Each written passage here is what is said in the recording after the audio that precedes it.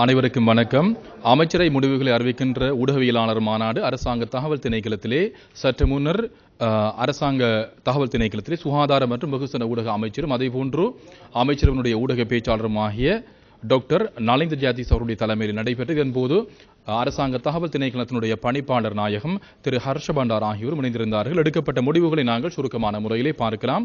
முதலாவதாக எடுக்கப்பட்ட தீர்மானமாக அமையப்பெற்றிருப்பது வெளிநாட்டு கடன் மீள்கட்டமைப்பு செயல்முறைக்கு அமைய இலங்கை அரசுக்கும் ஜப்பான் அரசுக்கும் இடையிலான பரிமாற்று பத்திரம் மற்றும் இலங்கை அரசுக்கும் ஜப்பான் சர்வதேச ஒத்துழைப்பு முகராண்மை நிறுவனத்துக்கும் இடையிலான திருத்தப்பட்ட ஒப்பந்தத்தில் கையொப்பமிடல் தொடர்பான ஒரு தீர்மானமாக காணப்படுகின்றது.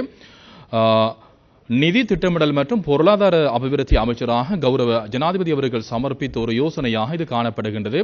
இலங்கை அரசால் உத்தியோகபூர்வ கடன் வழங்குனர் குழுவுடன் கடன் மீள்கட்டமைப்பு கலந்துரையாடல்களை பூர்த்தி செய்து புரிந்துணர்வு ஒப்பந்தத்தை மேற்கொண்ட பின்னர் ஜப்பான் அரசுடன் இடம்பெற்ற கலந்துரையாடல்களுக்கு அமைய ஜப்பான் அரசுடன் கடன் மீள்கட்டமைப்பு செயல்முறையை பூர்த்தி செய்வதற்கான பரிமாற்று பத்திரம் மற்றும் திருத்தப்பட்ட ஒப்பந்தத்தில் கையொப்பமிட வேண்டிய தேவை காணப்படுகின்றது. கையொப்பமிட வேண்டிய குறித்த ஆவணங்களுக்கு ஷட்டமா அதிபருடைய ஒப்புதல் கிடைக்கப்பட்டிருக்கின்றது. அதற்கமைய ஜப்பான் அரசுடன் பரிமாற்று பத்திரம் மற்றும் ஜப்பான் சர்வதேச ஒத்துழைப்பு முகராண்மை நிறுவனத்தினுடன் திருத்தப்பட்ட ஒப்பந்தத்தில் கையொப்பமிடுவதற்காக அமைச்சரவை அங்கீகாரம் வழங்கியிருக்கின்றது. இரண்டாவது தீர்மானமாக அமையப்பெற்றிருப்பது ஒருங்கிணைந்த கிராமிய நகர அபிவிருத்தி மற்றும் காலநிலை மாற்றங்களுக்கு ஈடுகொடுக்கக்கூடிய தாங்குதிறன் கருத்திட்டம் தொடர்பான ஒரு தீர்மானமாக காணப்படுகின்றது. விவசாய கால்நடை வளங்கள் காணி மற்றும் நீர்ப்பாசன அமைச்சர் அவர்கள் சமர்ப்பித்த அமைச்சரவை பத்திரத்துக்கு அமைச்சரவை அங்கீகாரம் வழங்கியிருக்கின்றது. தற்போதைய அரசாங்கம் குறிப்பாக கிராமிய மற்றும் நகர அபிவிருத்தி வேலை திட்டங்கள் தொடர்பாக கூடுதலான கரிசனை கொண்டு செயற்பட்டு வருவதாக இதன் போது அமைச்சரவை பேச்சாளர் தெரிவித்திருந்தார். உலக வங்கியின் 100 மில்லியன் அமெரிக்க டாலர் சலுகை கடன் தொகை மற்றும் சர்வதேச நிதி கூட்டுத்தாபனத்தினுடைய தொழில்நுட்ப ஒத்துழைப்புகளின் அடிப்படையில் உணவு பயிர்கள், பெருந்தோட்ட பயிர்கள், கால்நடைகள் மற்றும் கடல் உணவு உற்பத்திகள் உள்ளிட்ட விவசாய துறையில் அனைத்து துறைசார் உற்பத்தி திறன், உள்நாட்டு மற்றும் வெளிநாட்டு சந்தையில் போட்டித்தன்மை மற்றும் காலநிலை மாற்றங்களுக்கான தாங்குதிறனை அதிகரித்தல் போன்ற முக்கிய நோக்கங்களை அடிப்படையாக கொண்டதாக இந்த கருத்திட்டம் காணப்படுகின்றது. ஒருங்கிணைந்த கிராமிய நகர அபிவிருத்தி மற்றும் காலநிலை மாற்றங்களுக்கான தாங்குதிறன் கருத்திட்டத்தை நடைமுறைப்படுத்துவதற்கு திட்டமிடப்பட்டிருக்கின்றது.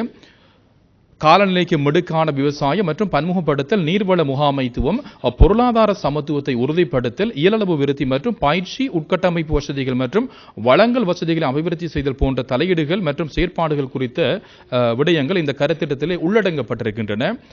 2025 ஜூன் மாதம் தொடக்கம், அதாவது 5 வருட காலத்துக்குரியதாக இந்த வேலை திட்டம் நடைமுறைப்படுத்தப்பட இருக்கின்றது. மூன்றாவது தீர்மானமாக அமையப்பெற்றிருப்பது மன்னார் மாவட்ட மருத்துவமனையில் திடீர் விபத்து மற்றும் தீவிர சிகிச்சை பிரிவு கட்டுமான மற்றும் மருத்துவ உபகரணங்களை வழங்கல் தொடர்பான ஒரு தீர்மானமாக காணப்படுகின்றது.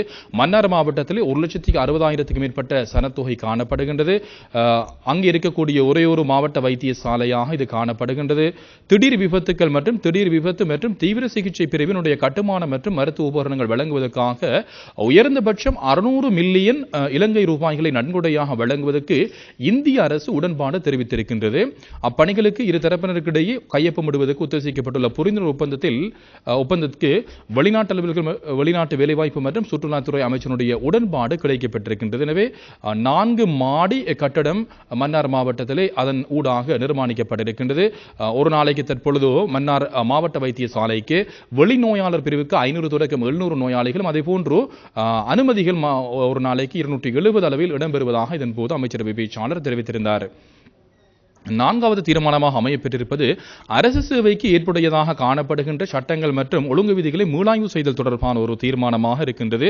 அதாவது தற்போது பிரித்தானிய கட்டளை சட்டங்கள், அதேபோன்று 1950 தொடக்கம் 70ஆம் ஆண்டு காலப்பகுதியிலே இயற்றப்பட்ட பாராளுமன்ற சட்டங்கள், அதேபோன்று ஒழுங்கேற்பாடுகளுக்கு அமைய இந்த விடயங்கள் தற்பொழுது நடைமுறைப்படுத்தப்பட்டு வருகின்றன. எனவே சமகால விடயங்களுக்கு ஏற்ப அவை இற்றைப்படுத்தப்படாதன் காரணமாக மக்களுக்கு வினைத்திறனான சேவையை வழங்குவதில் பிரச்சனை காணப்படுகின்றது. எனவே குறிப்பாக இவை தொடர்பாக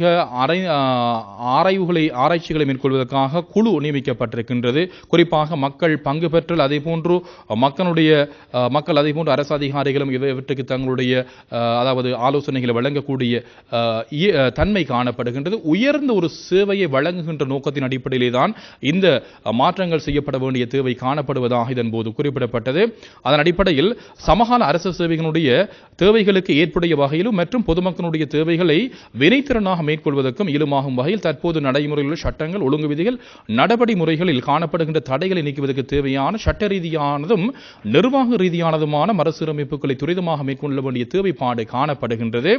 குறித்த அதிகாரிகள் மற்றும் பொதுமக்களுடைய கருத்துக்கள் மற்றும் யோசனைகளை பெற்றுக்கொண்டு தற்போது காணப்படுகின்ற சட்டங்கள், ஒழுங்கு விதிகள் மற்றும் நடைமுறைகளில் மேற்கொள்ள வேண்டிய திருத்தங்கள் தொடர்பான விதிமுறைகளுடன் கூடிய அறிக்கைகளை பெற்றுக் கொள்வதற்காக பொது நிர்வாக, உள்நாட்டு அலுவலர்கள், மாகாண சபைகள் மற்றும் உள்ளூராட்சி அமைச்சனுடைய செயலாளருடைய தலைமையிலே ஏனைய அதிகாரிகளுடைய ஒரு குழு ஒன்று நியமிப்பதற்கு பொது நிர்வாக, உள்நாட்டு அலுவலர்கள், மாகாண சபைகள் மற்றும் உள்ளூராட்சி அமைச்சரவர்கள் சமர்ப்பித்த அந்த அமைச்சரவை பத்திரத்துக்கு அமைச்சரவை அங்கீகாரம் வழங்கியிருக்கின்றது. இன்னும் ஒரு முக்கியமான ஒரு தீர்மானம் கிராமிய அபிவிருத்தி வேலை திட்டத்தை நடைமுறைப்படுத்தல் தொடர்பான ஒரு தீர்மானமாக காணப்படுகின்றது. தற்போதைய அரசாங்கம் கிராமிய அபிவிருத்தி வேலை திட்டத்தை முன்னெடுப்பதற்கு எதிர்பார்க்கின்றது. குறிப்பாக இதனூடாக கிராமிய வறுமையை ஒழிக்கின்ற ஒரு நோக்கம் காணப்படுவதாக இதன் போது அமைச்சரவை பேச்சாளர் தெரிவித்திருந்தார். அதற்கமைய வளமான நாடு அழகான வாழ்க்கை தேசிய கொள்கைக்கு அமைவாக கிராமிய தொழில் முயற்சிகள் மற்றும் வாழ்வாதார விருத்தி, உட்கட்டமைப்பு வசதிகள் அபிவிருத்தி மற்றும் இயலளவு விருத்தி மூலம் கிராமிய பொருளாதாரத்தை பலப்படுத்துகின்ற நோக்கில் மிகவும் விரிவான அணுகுமுறையுடன் கூடிய கிராமிய அபிவிருத்தி வேலை திட்டத்தை நடைமுறைப்படுத்துவதற்கு இயலுமாகும் வகையில் சட்ட ரீதியான சுபிட்சத்துக்கான அபிவிருத்தி செயலணி கட்டமைப்பு, விடயதான மற்றும் பணி பொறுப்புகளை மீள்கட்டமைத்து கிராமிய அபிவிருத்தி செயலணி என பெயரிடுவதற்கு கிராமிய அபிவிருத்தி, சமூக பாதுகாப்பு மற்றும் சமூக வலுவூட்டல் அமைச்சரவர்கள் சமர்ப்பித்த யோசனைக்கும் அமைச்சரவை அங்கீகாரம் வழங்கியிருக்கின்றது. மொரட்டுவ, பேராதனை, பௌத்த மற்றும் பாலி, சபரகமு, கலனி மற்றும் ஸ்ரீ ஜெயவர்தனபுர பல்கலைக்கழகங்களில் இடைநிறுத்தப்பட்டுள்ள கட்டுமான பணிகளை பூர்த்தி செய்வதற்கான ஒரு அமைச்சரவை பத்திரம், அதுக்கும் அமைச்சரவை அங்கீகாரம் வழங்கியிருக்கின்றது. கோவிட் தொற்று மற்றும் அதுக்கு பின்னர் ஏற்பட்ட பொருளாதார நெருக்கடிகள் காரணமாக அதாவது ஏற்கனவே குறிப்பிட்ட அந்த பல்கலைக்கழகங்களிலே கட்டுமான பணிகள் தற்காலிகமாக நிறுத்தப்பட்டிருக்கின்றன. மொரட்டுவ, பேராதனை, பௌத்த மற்றும் பாலி, சபரகமு, கலனி மற்றும் ஸ்ரீ ஜெயவர்தனபுர பல்கலைக்கழகங்கள் கோரிக்கைகள் முன்வைக்கப்பட்டுள்ளன. அது தொடர்பாக கல்வி, உயர்கல்வி மற்றும் தொழிற்கல்வி அமைச்சராக கௌரவ பிரதமர் அவர்கள் சமர்ப்பித்த யோசனை கருத்தில் கொண்டு முன்னுரிமை அடிப்படையில் நடைமுறைப்படுத்த வேண்டியதாக அடையாளம் காணப்பட்டுள்ள விடுதி வசதிகள், சிற்றுண்டிச்சாலைகள் போன்ற ஏனைய பொது வசதிகளை 2025ஆம் ஆண்டில் குறித்த பெருகை முறைமைகளை கடைபிடித்து பூர்த்தி செய்வதற்கும் எஞ்சிய வேலை விடைதானங்களை தேவைகளின் அடிப்படையில் மீண்டும் மீளாய்வு செய்து 2026ஆம் ஆண்டு தொடக்கம் தொடர்ந்து நடைமுறைப்படுத்தவும் அமைச்சரவை அங்கீகாரம் வழங்கியிருக்கின்றது. இதற்காக 2025ஆம் ஆண்டு வரவு செலவு திட்டத்திலே 1982 மில்லியன் ரூபாய்களை ஒதுக்கீடு செய்வதற்கு எதிர்பார்த்திருப்பதாக இதன்போது அமைச்சரவை பேச்சாளர் இதன்போது தெரிவித்திருந்தார். வரையறுக்கப்பட்ட ஸ்ரீலங்கன் விமான சேவையினுடைய CFM 56-5B இயந்திரத்தை திருத்தம் செய்வதற்கான ஒப்பந்தம் மற்றும் பராமரிப்பு திருத்த வேலைகள் மற்றும் வெளிநாட்டு தொழிற்பாட்டு இயந்திர பிரித்து சீராக்கல் தொடர்பான ஒரு ஒப்பந்தம் தொடர்பான தீர்மானமாக காணப்படுகின்றது. நிதி திட்டமிடல் மற்றும் பொருளாதார அபிவிருத்தி அமைச்சராக கௌரவ ஜனாதிபதி அவர்கள் சமர்ப்பித்த இந்த யோசனைக்கு அமைச்சரவை அங்கீகாரம் வழங்கியிருக்கின்றது. வரையறுக்கப்பட்ட ஸ்ரீலங்கன் விமான சேவையினுடைய CFM 56-5B இயந்திரத்தை திருத்தம் செய்வதற்கான ஒப்பந்தம் மற்றும் பராமரிப்பு திருத்த வேலைகள் மற்றும் தொழிற்பாட்டு இயந்திர பிரித்து சீராக்கல் ஒப்பந்தத்துக்கு மட்டுப்படுத்தப்பட்ட சர்வதேச போட்டி விலைமுறை கோரப்பட்டிருக்கின்றது. அதற்காக 7 விலைமனுதாரர்கள் விலைமுறைகளை சமர்ப்பித்திருக்கின்றார்கள். தொழில்நுட்ப மதிப்பீட்டு குழு மற்றும் அமைச்சரவையால் நியமிக்கப்பட்டுள்ள நிரந்தர பெருகை குழுவினுடைய விதிமுறைக்கு அமைய விவரங்களுடன் கூடிய பதிலளிப்புகளை சமர்ப்பித்துள்ள குறைந்த விலை மனுதாரரான லஃப்தன்சா டெக்னிக் LHT ஹம்பர்க் ஆகிய நிறுவனத்துக்கு குறித்த ஒப்பந்தத்தை 4 வருடங்களுக்கு வழங்குவதற்கு அமைச்சரவை அங்கீகாரம் வழங்கியிருக்கின்றது. 2023ஆம் ஆண்டினுடைய 36ஆம் இலக்க புலமைச் சொத்து சட்டத்தை திருத்தம் செய்வதற்கான ஒரு அமைச்சரவை பத்திரமாக இது காணப்படுகிறது. இதற்கும் அமைச்சரவை அங்கீகாரம் வழங்கியிருக்கின்றது. வர்த்தக, வணிக, உணவு பாதுகாப்பு மற்றும் கூட்டுறவு அபிவிருத்தி அமைச்சரவர்கள் சமர்ப்பித்த அமைச்சரவை பத்திரமாக இது காணப்படுகின்றது.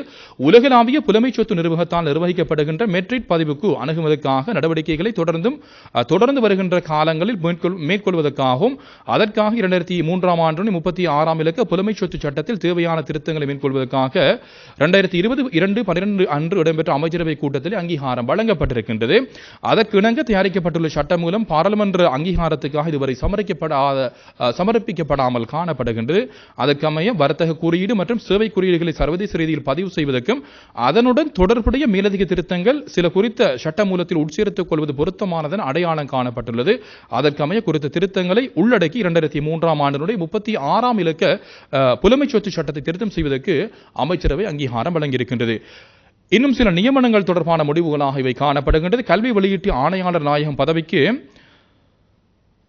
மேலதிக கல்வி வெளியீட்டு ஆணையாளர் நாயகமாக கடமையாற்றுகின்ற கல்வி நிர்வாக சேவையினுடைய விசேடத்தர அதிகாரியான DA சுபாசினி தெமட்டகுட அவர்களை நியமிப்பதற்கு அதாவது அமைச்சரவை அங்கீகாரம் வழங்கியிருக்கின்றது. நுவரெலியா நிர்வாக மாவட்டத்தினுடைய மாவட்ட செயலாளர் பதவிக்கு தற்போது கால்நடை உற்பத்தி மற்றும் சுகாதார திணைக்களத்தினுடைய மேலதிக பணிப்பாளர் நாயகம் நிர்வாகம் பதவியிலே கடமையாற்றுகின்ற இலங்கை நிர்வாக சேவையினுடைய விசேடத்தர அதிகாரியான திருமதி RADT என் தென்னக்கோன் அவர்களை நியமிப்பதற்கு அமைச்சரவை அங்கீகாரம் வழங்கியிருக்கின்றது.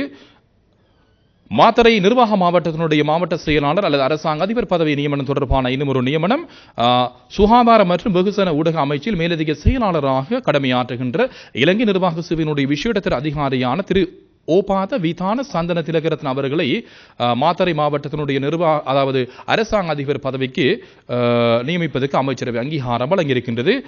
பொது நிர்வாக உள்நாட்டலுவல்கள் மாகாண சபைகள் மற்றும் உள்ளூராட்சி அமைச்சரவர்கள் சமர்ப்பித்த யோசனைக்கு குறித்த நியமனங்களை செய்வதற்கு அமைச்சரவை அங்கீகாரம் வழங்கியிருக்கின்றது. தாபன விதிக்கோவினுடைய முதலாவது பகுதி 12.8.5 அத்தியாயத்தினுடைய உபபிரிவை திருத்தம் செய்தல் தொடர்பான ஒரு தீர்மானமாக இது காணப்படுகின்றது. அரச ஊழியர்களுடைய விடுமுறை தொடர்பான ஏற்பாடுகள் தாபன விதிக்கோவினுடைய முதலாம் பகுதியில் 12ஆம் அத்தியாயத்தில் உள்ளடக்கப்பட்டிருக்கின்றது.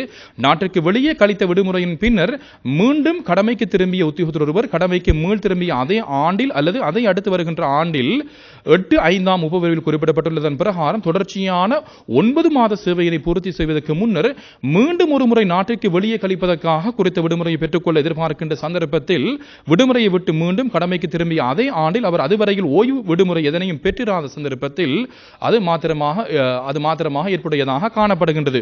குறித்த ஏற்பாடுகளுக்கு அமைய ஏதேனும் ஒரு ஊழியருக்கு ஒரு ஆண்டில் தனிப்பட்ட விடயங்களுக்கு உயர்ந்தபட்சம் 2 தடவைகள் மாத்திரமே வெளிநாடு செல்வதற்கு இயலுமை காணப்படுகின்றது.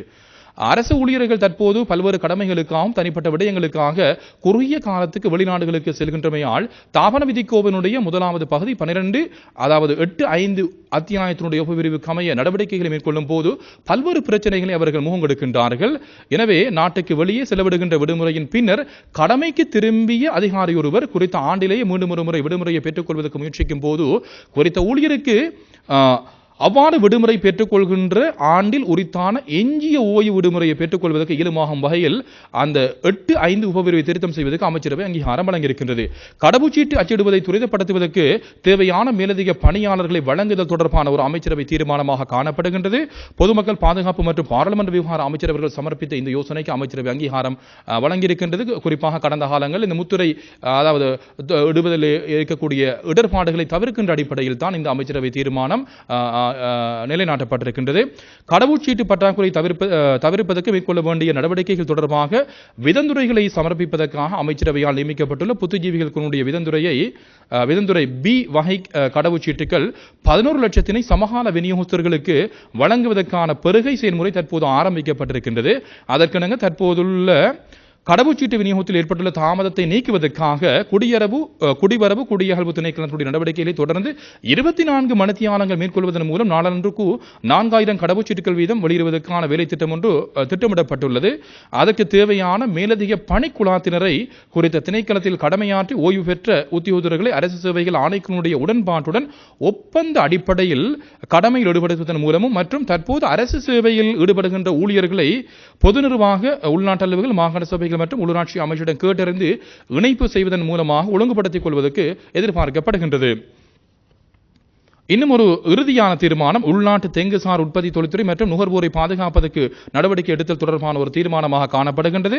அதன் அடிப்படையில் எமது நாட்டில் தெங்கு உற்பத்தி போதுமான அளவு இன்மையால் உள்நாட்டு நுகர்வுக்காக சந்தையில் ஏற்பட்டுள்ள தேங்காய் தட்டுப்பாட்டுக்கு தீர்வாக தற்காலிக உள்நாட்டு தெங்கு உற்பத்தியை அதிகரிப்பதற்கு இயலுமாகும் வகையில் தேங்காயை மூலப்பொருளாக கொண்டு இயங்குகின்ற தொழில்துறைகளுக்கு தேவையான தேங்காய் சில் மற்றும் தேங்காய் சில் சார்ந்த ஏனைய மூலப்பொருட்கள் தற்போது நடைமுறையில் உள்ள சட்ட ரீதியான ஏற்பாடுகளுக்கு இணங்கி துரிதமாக இறக்குமதி செய்யக்கூடிய வகையில் குறித்த தரப்பினருடன் கலந்துரையாடி அதற்கான பொறிமுறையை தயாரிக்குமாறு 2025 முதலாம் மாதம் 27ஆம் தேதி அன்று இடம்பெற்ற அமைச்சரவை கூட்டத்திலே கைத்தொழில் மற்றும் தொழில் முயற்சி அபிவிருத்தி அமைச்சருடைய செயலாளருக்கு ஒப்படைக்கப்பட்டுள்ளது.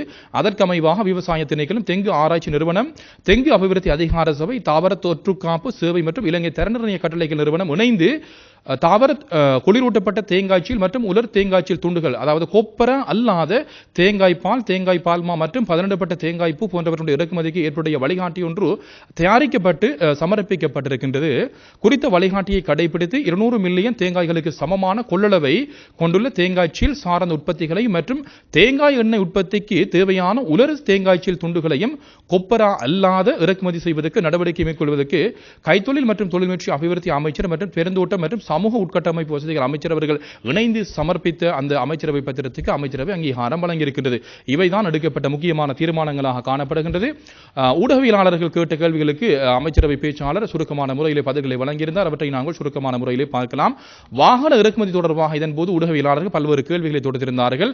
5 வருடங்களுக்கு பின்னர் அரசாங்கம் இந்த வாகன இறக்குமதி 3 கட்டங்களாக தற்பொழுது ஆரம்பித்திருக்கின்றது. குறிப்பாக மக்களுடைய கோரிக்கையும் இது தொடர்பாக காணப்பட்டது. பொருளாதாரம் மறுசீரமைப்பு தொடர்பாக அரசாங்கம் கவனம் செலுத்தி வருகின்றது. எனவே பாராளுமன்றத்தில் இது தொடர்பான கெசட் விவாதத்துக்கு எடுத்துக் கொள்ளப்பட்டிருக்கின்றது. அதாவது வெளிநாட்டு இருப்பை பேணக்கூடிய அடிப்படையில் தான் இந்த வாகன இறக்குமதி மேற்கொள்ளப்படும் என்று இதன்போது அமைச்சரவை பேச்சாளர் தெரிவித்திருந்தார். பாராளுமன்ற உறுப்பினர்களுக்கு வாகன பெர்மிட் வழங்கப்படுமா என்று இதன்போது வினவப்பட்டது. ஒருபோதும் அவ்வாறான ஒரு தீர்மானம் எட்டப்படவில்லை. வேலையை செய்யக்கூடிய அல்லது கடமையை செய்யக்கூடிய அடிப்படையில் அவர்களுக்கு வாகனம் வழங்கப்படும். திருப்பும் மீண்டும் அந்த பதவிக்காலம் முடிவடைந்த பின்னர் அவற்றை அரசாங்கத்துக்கு வழங்க வேண்டிய பொறுப்பு காணப்படுவதாக இதன்போது குறிப்பிடப்பட்டது. பூல் தொடர்பாக வாகனங்களை பேணுவதற்குரிய ஒரு கொள்கை காணப்படுகிறது. இருப்பினும் பூல் தொடர்பான வாகனங்களை பேணக்கூடிய இருமை காணப்படவில்லை என்றும் இதன்போது குறிப்பிடப்பட்டது. பஸ் பேருந்துகள் இறக்குமதி அனுமதி வழங்கப்பட்டிருக்கிறது. குறிப்பாக சுற்றுலாத்துறையை விருத்தி செய்கின்ற அடிப்படையில் தான் பொருளாதாரத்தை மேம்படுத்துகின்ற அந்த ஒத்துழைப்பு வழங்குகின்ற ஒரு சேவையாக அதனை கருதலாம் என்று இதன்போது அமைச்சரவை பேச்சாளர் தெரிவித்திருந்தார். எனவே இந்த வெளிநாட்டு இருப்பை பேணக்கூடிய அடிப்படையில் தான் இந்த வாகன இறக்குமதி மேற்கொள்ளப்படும் என்றும் 2018-19 ஆண்டு காலப்பகுதிகளிலே 1.9 பில்லியன் அமெரிக்க டாலர் அளவுக்கு வாகன இறக்குமதி அனுமதிக்கப்பட்டதாகவும் தற்பொழுது இந்த எல்லை 1.2 பில்லியனாக காணப்படுகின்றது என்று இதன்போது அமைச்சரவை பேச்சாளர் குறிப்பிட்டிருந்தார். மத்திய வங்கி மதை போன்ற நிதியமைச்சருடைய ஆலோசனைகளுக்கு ஏற்ப இந்த விடயங்கள் முன்னெடுக்கப்பட்டு வருவதாக இதன்போது குறிப்பிடப்பட்டது. அடுத்ததாக லசந்த விக்ரமதுங்க அவருடைய படுகொலை தொடர்பாக இதன்போது ஊடகவியலாளர்கள் பல கேள்விகளை தொடுத்திருந்தார்கள். குறிப்பாக 3 சந்தேக நபர்கள் விடுதலை செய்யப்பட்டிருக்கின்றார்கள். அது தொடர்பான சட்டமா அதிபர் திணைக்களத்தினுடைய அந்த விடயம் தொடர்பாக இதன்போது பிரஸ்தாபிக்கப்பட்டது. 2006ஆம் ஆண்டுக்கு பின்னர் வடக்கு தெற்கு என்று பல பகுதிகளிலே ஊடகவியலாளர் அதே போன்று இணைய சமூக செயற்பாளர்கள் கொலை செய்யப்பட்டிருக்கின்றார்கள். மக்கள் அதாவது அரசாங்கத்துக்கு மக்கள் வரத்தை வழங்கியிருக்கின்றார்கள். எனவே அந்த வரத்துக்கேற்ப அரசாங்கம் அந்த விடயங்களை நீதியான முறையில் தீர்வுகளை வழங்குவதற்கு அரசாங்கம் செயற்படுகின்றது. ஒருபோதும் மக்கள் அபிலாசைக்கு புறம்பாக அரசாங்கம் செயற்படாது. நீதிமன்றம் அது தொடர்பான தீர்மானங்கள் எடுக்கக்கூடிய அதிகாரம் காணப்படுகின்றது. கொலைகாரர்களுக்கு ஒருபோதும் தப்பித்துக் கொள்ள முடியாது. தண்டனை உரிய முறையில் வழங்கப்படும். விசாரணைக்கு உயர்ந்தபட்ச ஒத்துழைப்பை அரசாங்கம் வழங்க தயாராக இருக்கின்றது. எனவே லசந்த விக்ரமதுங்கனுடைய கொலை தொடர்பில் சட்டமா அதிபர் திணைக்களம் எடுத்துக்கொண்ட தீர்மானம் தொடர்பாக அரசாங்கம் ஆய்வு செய்து வருகின்றது. எனவே அரசாங்கத்தினுடைய முடிவும் அறிவிக்கப்படும் என்று இதன்போது குறிப்பிடப்பட்டது. சட்டமா அதிபர் திணைக்களத்தினுடைய அதிகாரிகள் இது தொடர்பான விடயங்களுக்கு அழைக்க முடியுமா என்று இதன்போது வினவப்பட்டது. எனவே சட்டமா அதிபருடைய ரோல் தொடர்பாகவும் இதன்போது வினவப்பட்டது. அரசாங்கம் இது தொடர்பான விடயங்களை அவதானித்து வருவதாக இதன்போது குறிப்பாக அமைச்சரவை பேச்சாளர் இதன்போது தெரிவித்திருந்தார். அடுத்ததாக எந்த ஒரு வழக்கையும் குறிப்பாக கிடப்பில் போட வேண்டிய தேவை அரசாங்கத்துக்கு காணப்படவில்லை. தாமதம் இருப்பது குறிப்பாக தொழில்நுட்ப ரீதியான விடயங்கள் காரணமாகத்தான் தாமதங்கள் இருக்கின்றது. எனவே மக்கள் வரம் கிடைக்க முன்னர் நடைபெற்ற விடயங்களாக இது காணப்படுகின்றது. எனவே அரசாங்கம் இதுக்காக அவதானத்தை செலுத்தி வருகின்றது. அதே போன்று ஊடகவியலாளர்கள் சமூக செயற்பாட்டர்களுக்கு நீதி கிடைக்கக்கூடிய அடிப்படையில் அதுக்குரிய பின்னணி உருவாக்கப்படும் என்றும் இதன்போது நாட்டுக்கு நியாயம் கிடைக்கக்கூடிய அடிப்படையிலே தாம் செயற்பட போவதாக இதன்போது குறிப்பிடப்பட்டது. அடுத்ததாக சில ஃபைல்கள் ஒளித்து வைக்கப்பட்டு பின்னர் எடுக்கப்படுவது தொடர்பாக இதன் போது வினவப்பட்டது. குறிப்பாக கடந்த காலங்களில் சில ஃபைல்கள் ஒளித்து வைக்கப்பட்டிருந்தது. அந்த ஃபைல்கள் தற்பொழுது வெளிக்கொணரப்படுகின்றது. இது அரசியல் ரீதியான ஒரு தீர்மானம் கிடையாது. குறிப்பாக அதன் ஊடாக தற்பொழுது ஊழல் செய்தவர்கள் தற்பொழுது சட்டத்தின் முன் கொண்டு வரப்படக்கூடிய இயலுமை காணப்படுவதாக இதன் போது வினவப்பட்டது. அதாவது நியமனங்கள் தொடர்பாக இதன் போது வினவப்பட்டது. இன மத மொழி அடிப்படையில் ஒருபோதும் நியமனங்கள் வழங்கப்படுவது கிடையாது. தகுதியை அடிப்படையாக கொண்டுதான் நியமனங்கள் வழங்கப்படுகின்றது. தகுதி தான் இதன் போது அவர்கள் அரசாங்கம் என்ற அடிப்படையில் ஒருவருடைய தகுதியை தான் அலசி ஆராய்ந்து பார்க்கின்றது. நாடு தற்பொழுது மாற்றமடைந்திருக்கின்றது. எனவே மக்களும் மாற்றமடைய வேண்டிய நிலவரம் காணப்படுகின்றது. இதன் போது மாற்றமடைய வேண்டும் என்று இதன் போது அமைச்சரவை பேச்சாளர் தெரிவித்திருந்தார். பொருளாதார உறுதிப்பாடு மிக முக்கியமானது. அரசாங்கம் தற்பொழுது அரசியல் யாப்பு திருத்தத்துக்கு முன்னுரிமை வழங்குவதற்கு முன்னர் பொருளாதார உறுதிப்பாட்டை ஏற்படுத்தியதன் பின்னர் அரசியல் யாப்பு சீர்திருத்தம் தொடர்பாக கவனத்தை செலுத்தும் என்றும் இதன் போது அமைச்சரவை பேச்சாளர் இதன் போது தெரிவித்திருந்தார். அடுத்ததாக ஈஸ்டர் தாக்குதல் தொடர்பாக கோட்டாபய ராஜபக்ஷ அவர்கள் கைது செய்யப்படுவாரா? கம்மன் பில் அவர்கள் தெரிவித்த கருத்து தொடர்பாக இதன் போது பிரஸ்தாபிக்கப்பட்டது. விசாரணை அதிகாரிகள் விசாரணை அல்லது அந்த நிறுவனங்களுடைய அறிக்கைகளுக்கு ஏற்ப அந்த விடயங்கள் மேற்கொள்ளப்படும் என்று இதன் போது அமைச்சரவை பேச்சாளர் தெரிவித்திருந்தார். இத்தாலி நாட்டில் பணிபுரிவருடைய விசா அதே போன்று கடவுச்சீட்டு தொடர்பாக இதன் போது வினவப்பட்டது தொடர்பாக வெளிநாட்டில் உள்ள அமைச்சுக்கு இந்த விடயம் முன்கொண்டு அவர்களுக்கு இது அறியத்தரப்படும் என்றும் அவர்களுக்கு அறிவிக்கப்படும் என்றும் இதன் போது தெரிவிக்கப்பட்டது. நெல் உத்தரவாத விலை தொடர்பாக இதன் போது வினவப்பட்டது.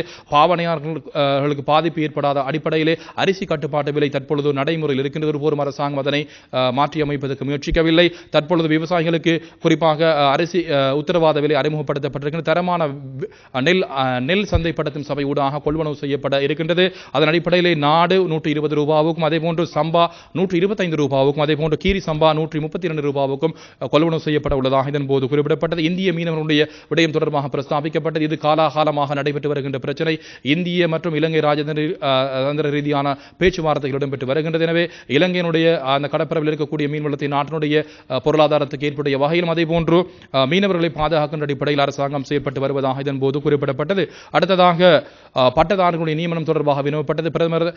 பிரதமருடைய செயலாளர் தலைமையில் ஒரு குழு நியமிக்கப்பட்டிருக்கின்றது. அந்த குழு இது தொடர்பான விடயங்களை ஆராய்ந்து வருகிறது. கல்வி மற்றும் சுகாதார அமைச்சிலே முன்னுரிமைப்படுத்தப்பட்ட அடிப்படையிலே அந்த நியமனங்கள் ஆராயப்பட்டு வழங்குவதற்குரிய ஏற்பாடுகள் மேற்கொள்ளப்பட இருக்கின்றது. 35,000 பேருக்கு வழங்கப்படுமா என்று இதன் போது வினவப்பட்டது. அவ்வாறு அல்ல, முன்னுரிமை அடிப்படையில் அரசு நியமனங்கள் வழங்கப்பட உள்ளதாக இதன் போது அமைச்சரவை பேச்சாளர் தெரிவித்திருந்தார். அடுத்ததாக அரசு சேவையில் இருக்கக்கூடிய பிளேஸ்மெண்ட் தொடர்பாக குறிப்பாக தகுதிக்கு ஏற்ற வேலை கிடைக்காம அது தொடர்பான விடயங்களும் அலசி ஆராயப்பட்டு வருவதாக இதன் போது அமைச்சரவை பேச்சாளர் தெரிவித்திருந்தார். அடுத்ததாக ஆனந்த விஜயபால பொதுமக்கள் பாதுகாப்பு அமைச்சர் அவர்கள் ஜனாதிபதி பிரதானி பதவியை வகிக்கின்றார் என்று வினவப்பட்டது. அவர்தான் அந்த பதவியில் தற்பொழுது அந்த பதவி அமைச்சருக்கு மேலதிகமாக ஜனாதிபதி ஜனாதிபதியுடைய பிரதானி பதவியும் அவர்தான் வகிக்கின்றார்.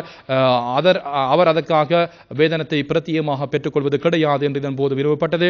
வெளிநாட்டு சேவையிலே குறிப்பாக அரசியல் நியமனம் இடம்பெறுமா என்று வினவப்பட்டது. அவ்வாறு அல்ல, 170% வெளிநாட்டு சேவை அனுபவமுடையவர்கள் நியமிக்கப்பட இருக்கின்றார்கள். எனவே ஒருபோதும் குடும்பத்தைச் சேர்ந்தவர் உறவைச் சேர்ந்தவர்கள் ஒருபோதும் வெளிநாட்டு சேவைக்கு நியமிக்கப்பட மாட்டார்கள் என்று இதன் போது அமைச்சரவை பேச்சாளர் தெரிவித்திருந்தார். பல நிறுவனங்களுடைய தலைவர்கள் ராஜினாமா தொடர்பாக இதன் போது வினவப்பட்டது. அது தனிப்பட்ட காரணங்களுக்காக அவர் விலகியிருக்கின்றார்கள். அதே போன்று சினேசனுடைய விவகாரம் தொடர்பாகவும் இலங்கை ரூபாவணி கூட்டுத்தாபனத்திய தலைவர் சினேசனுடைய பதவி விலகல் தொடர்பாக வினவப்பட்டது. அவர் 3 மாதத்துக்குத்தான் அவர் அந்த இடத்திலே இணங்கிக் கொண்டதாக அவர் குறிப்பிட்டிருந்தார். கல்வி மற்றும் ஆய்வு நடவடிக்கைகளுக்கு அவர் அந்த பதவியிலே மீள அவர் ஏற்கனவே பதவி வகித்த அந்த பதவிக்கு சென்றிருக்கின்றார் என்று இதன் போது வினவப்பட்டது. யுஎஸ்ஐடி நிறுவனம் தற்பொழுது இலங்கையில் தன்னுடைய செயற்பாடுகளை நிறுத்திக் கொண்டமை தொடர்பாக இதன் போது வினவப்பட்டது. அது பூகோள ரீதியாக டொனால்ட் ட்ரம்ப் அவர்கள் எடுத்த முடிவாக காணப்படுகின்றது. அடுத்ததாக ஊடகவியலாளருடைய நலன் புரி விடயங்கள் தொடர்பாக இதன் போது வினவப்பட்டது. ஊடகவியலாளருடைய அந்த வேலை பாதுகாப்பு தொடர்பாக ஊடக நிறுவனங்களோடு ஊடகவியலாளரோடு கதைக்கத்தான் தயாராக இருப்பதாக இதன் போது அமைச்சரவை பேச்சாளர் தெரிவித்திருந்தார். அது மாத்திரமல்ல, மொழி பிரச்சனை தொடர்பாகவும் இதன் போது வினவப்பட்டது. வடகிழக்கிலே குறிப்பாக இந்த போலீஸ் நிலையங்களில் போலீசினுடைய ஊடக அறிக்கைகள் தமிழ் மொழியிலே காணப்படாமை தொடர்பாக மக்கள் தங்களுடைய குறைகளை தெரிவிக்கின்றார்கள். எனவே அந்த ஒரு முக்கியமான ஒரு பிரச்சனையாக காணப்படுகின்ற அரசாங்கம் மொழி தொடர்பாக அந்த மக்களுக்கு அந்த மொழியில் வழங்குவது விடயங்கள் தொடர்பாக தன்னுடைய அவதானத்தை செலுத்தி இருக்கின்றது. அதாவது மொழிபெயர்ப்பானுடைய பற்றாக்குறை காணப்படுகின்றது. அவர்களுக்கு வழங்கப்படுகின்ற ஊதியம் தொடர்பான பிரச்சனை காரணமாக இந்த நிலைமை உருவெடுத்துள்ளதாக இதன் போது அமைச்சரவை பேச்சாளர் தெரிவித்திருந்தார். இருப்பினும் அரசாங்கம் புதிய தொழில்நுட்பத்தை பயன்படுத்தி குறிப்பாக அவற்றை எவ்வாறு அந்த மொழியிலே வழங்கலாம் போன்ற விடயங்களை அவதானித்து வருவதாகவும் இதன் போது குறிப்பிடப்பட்டது. அடுத்ததாக அறகலையிலே குறிப்பாக இழப்பீடு வழங்கப்பட்ட விடயம் தொடர்பாக இதன் போது குறிப்பிடப்பட்டது. அது தொடர்பான விசாரணைகள் முன்னெடுக்கப்படும் என்றும் அடுத்ததாக மஹிந்த ராஜபக்சனுடைய இல்லம் தொடர்பாக இதன் போது வினவப்பட்டது. கோட்டாபய ராஜபக்ஷ, ரணில் விக்ரமசிங்க, அதே போன்று ஹேமா பிரேமதாச மற்றும் ஆகியோர் அந்த இல்லங்களை தற்பொழுது வழங்கி இருக்கின்றார்கள். மைத்திரிபால சிறிசேனவுக்கு வழங்கப்பட்ட உயர்நீதிமன்ற தீர்ப்பு காணப்படுகின்றது. அது மஹிந்த ராஜபக்ஷவுக்கு ஏற்புடையதாக காணப்படுகின்றது. எனவே நாங்கள் கடிதம் அனுப்ப வேண்டிய தேவைப்பாடு கிடையாது. எனவே அந்த தீர்ப்புக்கு ஏற்பவர் செயற்பட வேண்டும் என்ற அடிப்படையில் தான் அமைச்சரவை பேச்சாளர் இதன்போது தெரிவித்திருந்தார். இவைதான் ஊடகவியலாளர்கள் கேட்ட கேள்விகளுக்காக அமைச்சரவை பேச்சாளர் வழங்கிய பதில்களாக காணப்படுகின்றது. மீண்டும் ஒரு ஊடகவியலாளர், அதாவது அமைச்சரவை முடிவுகளை அறிவிக்கின்ற ஊடகவியலாளர் சந்திப்பிலே உங்கள் அனைவரையும் சந்திக்கும் வரை விடைபெற்றுக் கொள்கின்றோம். நன்றி, வணக்கம்.